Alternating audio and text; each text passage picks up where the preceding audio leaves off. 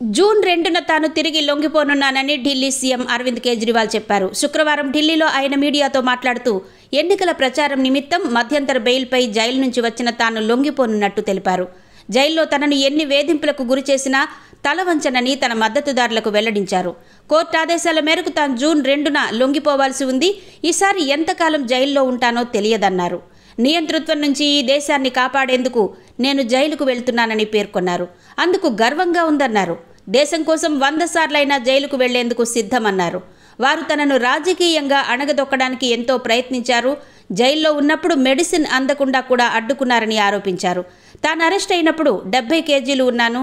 అక్కడున్న సమయంలో 6 కేజీలు తగ్గిపోయాను. బయటకొచ్చిన తర్వాత ముందులాగా బరువు పెరగలేదు. దాంతో కొన్ని పరీక్షలు చేయించుకోవాలని వైద్యులు సూచించారు.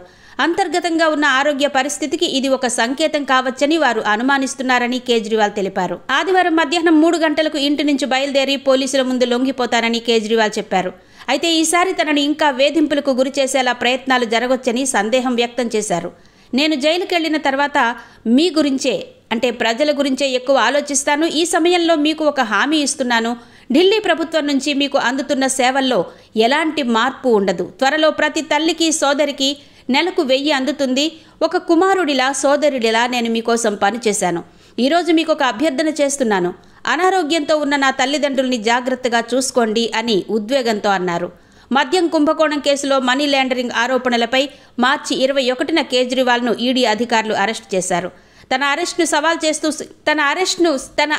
సవాల్ చేస్తూ కేజ్రీవాల్ సుప్రీంకోర్టును ఆశ్రయించారు. దానిపై విచారణ ఆలస్యం అవుతుండటంతో ఎన్నికల్లో ప్రచారం కోసం చేసిన అభ్యర్థనను అంగీకరిస్తూ కోర్టు షరతులతో కూడిన మధ్యంతర బెయిల్ ఇచ్చింది.